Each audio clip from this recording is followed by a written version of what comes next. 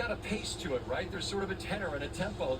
This game looked for all the world like Minnesota was dead in the water, and then in the blink of an eye it changed. How often can you remember something like that you're calling that totally changed and flipped the script like that? Yeah, I'm glad you gave it the little disclaimer there, because I would have said last night with the Sunday night game. But yeah, it's rare, is it, that you have a game that just felt like it was so one-sided and then it just flipped. And it flipped, like Lisa said, with J.J. McCarthy after the pick six.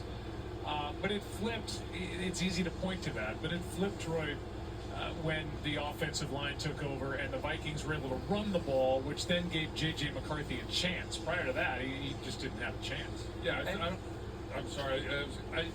I think what happens, and J.J. McCarthy has been in some big games, and he understands it, that it's not always going to go in your favor, and he hung in there as you would have hoped that he would do, but still.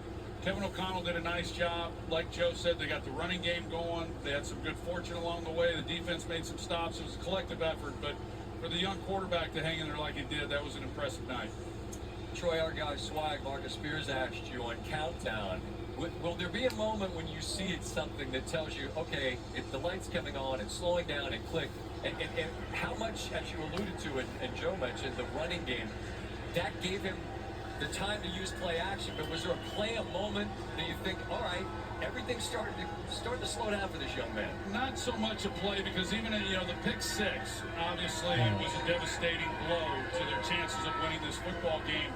But when they got the running game going, you saw him start to at least slow down a little bit and then start delivering the football and getting the ball down the field to Justin Jefferson, and some of the throws that he was able to make. Of course, Darren Jones there for the touchdown. But it was really not until the fourth quarter that I think he would tell you that he really got comfortable with the pocket.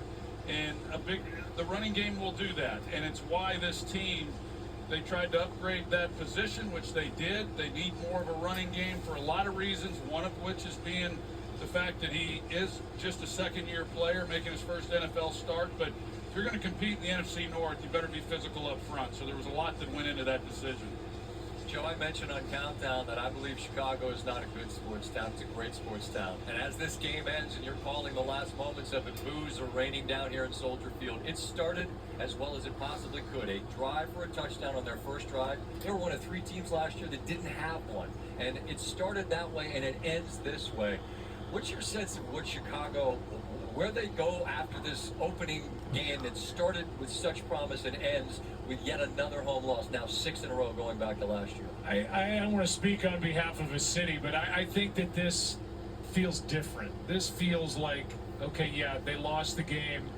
Caleb Williams looked like a more poised quarterback. They've got Ben Johnson. This is the start. This is the start. And I think Bears fans think, and I think rightfully so, that this is the beginning of something exciting with the Chicago Bears. It wasn't going to be in 1 week. It's going to be a chunk of the season, maybe an entire season, but they have to know coming out of this 2025 season that they've got their head coach. They know that.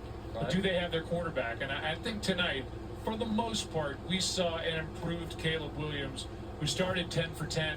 There was a lot of good stuff going on. They had the game in their hand, and then they had the penalty on the intentional grounding. They had a holding call, and all of a sudden they're backed up, and the thing flipped. But I don't think Bears fans are going to give up on this new plan. No, nor should they. And they're telling me we got to go. I'm just interested, Troy, as a quick thought. Do you share that sentiment that, like, it ends, obviously, no one wanted it to be a loss, but there's enough positives in there to build moving forward? I do. I do. I think they've got the right staff, and there's a lot of optimism right now. It looked good for a while. This is going to be a tough loss, of course, but I do think this is different. I think fans will feel different, even though this is a devastating loss as they've experienced at other times. Yeah, I would agree with what Joe said. Man, always great to be with you. Look forward to doing it throughout this season. We'll talk again next week. Travel safe. You too, Scott. See you, Scott. Appreciate it. Joe Buck and Troy Aikman on the call here from Chicago as Minnesota down 17-6 and looking listless. Leave here with a victory. What do the next 5 weeks look like for both sides? Well, it's a couple of home games for Minnesota. They'll be chance to skull with Atlanta and Cincinnati coming into town. Then it's trips on the road to Pittsburgh and Cleveland. It's another divisional game for Chicago. They head to Detroit. Lions will going to be in a foul humor after yesterday's clunker at Lambeau as the Packers won convincingly. You see the rest of their schedule over the course of these next 5 weeks. Really a remarkable fourth quarter for McCarthy and the Vikings. More post-game coverage from Soldier Field continues after the Vikes' 3-point win. And on the way, well, I can see the big man. We had to make some tough edits in bad beats. The buffet was loaded. Some stuff's not going to make it on the plate, but plenty will. Buckle up. Thanks for watching Monday Night Postgame, presented by Nationwide.